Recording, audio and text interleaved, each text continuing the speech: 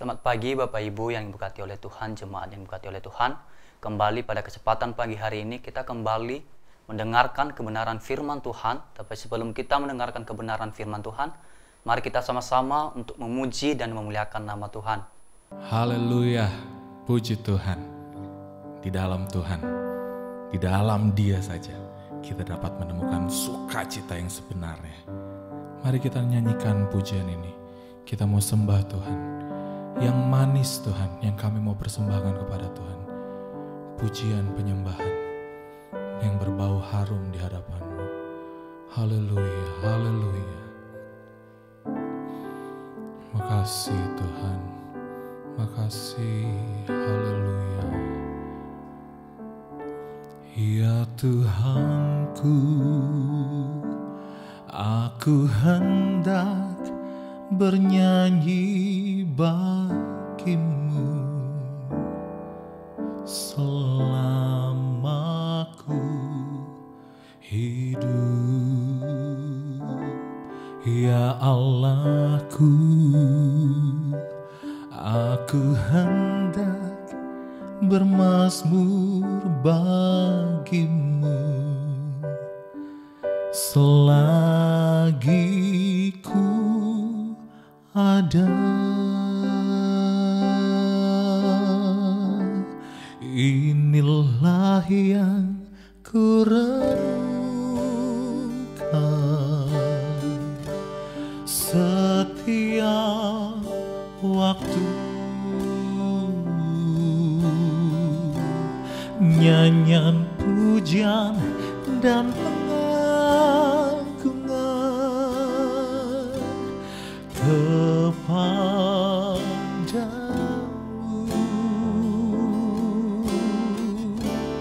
Biarlah manis kau dengar Tuhan, manis kau dengar Tuhan, dan hatiku bersuka karena-Mu.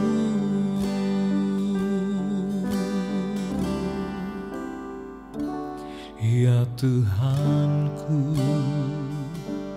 aku hendak bernyanyi bagimu selama ku hidup. Ya Allahku,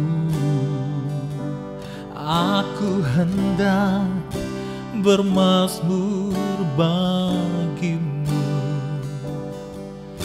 selagi ku ada.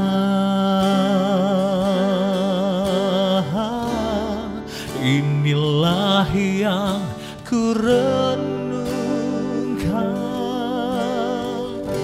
setiap waktu, nyanyian pujian dan pengagungan kepadamu.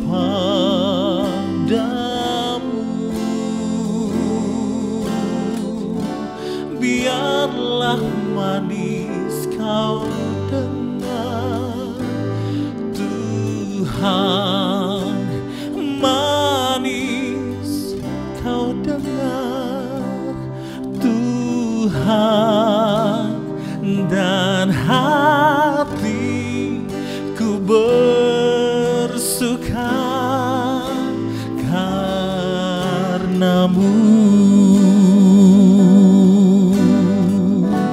Inilah yang ku renungkan setiap waktu, nyanyian pujian dan pengagungan kepadamu.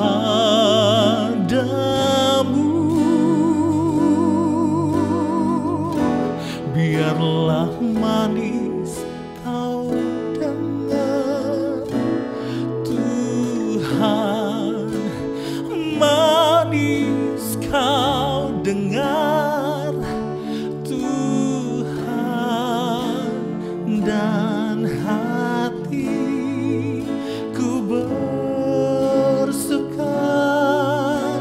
dan hatiku bersuka, dan hatiku bersuka.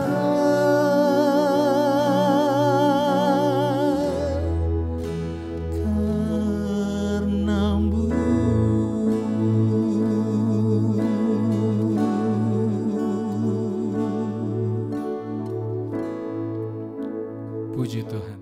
Mari kita berdoa. Ya Tuhan, kembali pada kesempatan hari ini Tuhan, kami mau berdoa di hadapan-Mu Tuhan. Sebentar lagi kami akan mendengarkan kebenaran firman-Mu Tuhan. Kiranya setiap firman yang hamba-Mu sampaikan Tuhan, itu tidak berlalu begitu saja Tuhan, itu melainkan menjadi rema dan kekuatan yang baru di dalam kehidupan kami Tuhan. Ya Bang, Engkau berkati juga hamba-Mu Tuhan. Kiranya Engkau memberkati bibir mulut hamba-Mu Tuhan. Kiranya setiap perkataan-perkataan yang keluar dari bibir mulut hamba-Mu Tuhan, itu semua berasal dari Engkau. Ya Bapa, kami akan mendengarkan kebenaran firman-Mu hanya di dalam nama Tuhan Yesus Kristus. Haleluya. Amin. Amin Bapak Ibu yang diberkati oleh Tuhan. Kembali pada kesempatan pagi hari ini, kita akan kembali mendengarkan kebenaran firman Tuhan. Tetapi sebelum saya memberitakan kebenaran firman Tuhan, sebelum saya menyampaikan kebenaran firman Tuhan, sungguh secara pribadi saya sangat berterima kasih kepada Tuhan. Karena kenapa? Saya ada sampai hari ini, kita ada sampai pagi hari ini, itu semua bukan karena kekuatan kita, itu semua bukan karena kebaikan kita, itu semua bukan karena kehebatan kita, melainkan itu semua atas penyertaan Tuhan, melainkan itu semua atas pembelaan Tuhan di dalam kehidupan kita. Baik Bapak Ibu yang diberkati oleh Tuhan, tidak berlama-lama lagi, mari kita buka Alkitab kita yang terambil dalam Injil Markus. Injil Markus pasalnya yang ke-13, ayatnya yang ke-11. Injil Markus yang ke-13, ayatnya yang ke-11. Saya akan bacakan kepada Bapak Ibu, saudara-saudari yang diberkati oleh Tuhan. Begini firman Tuhan, dan jika kamu digiring dan diserahkan, janganlah kamu khawatir akan apa yang harus kamu katakan, tetapi katakanlah apa yang dikaruniakan kepadamu pada saat itu juga, sebab bukan kamu yang berkata-kata, melainkan Roh Kudus. Amin Bapak Ibu yang diberkati oleh Tuhan. Di pasalnya yang ke-13 ini, di perikop yang besar berkata apa? Khotbah tentang akhir zaman. Ayat yang telah kita bacakan Bapak Ibu, ini adalah awal dari penderitaan. Ini adalah tentang akhir zaman. Tapi di ayat yang kita bacakan, di ayat yang 11 mengatakan apa? Dan jika kamu digiring dan diserahkan, janganlah kamu khawatir. Apapun yang kita alami, apapun yang akan terjadi ke depannya, ingat, jangan pernah khawatir. Karena kenapa? Nas kebenaran firman Tuhan, tema kita pada kesempatan pagi hari ini, yaitu Tuhan penolong.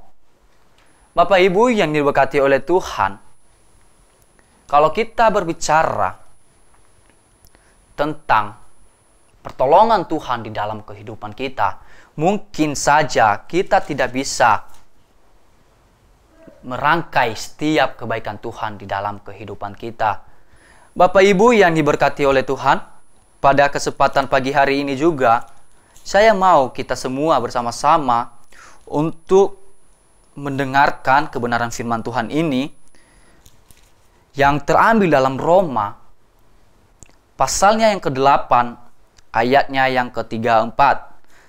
Di ayat ini dengan jelas Bapak Ibu, sekali lagi Roma pasal 8 ayatnya yang ke-34 akan saya bacakan.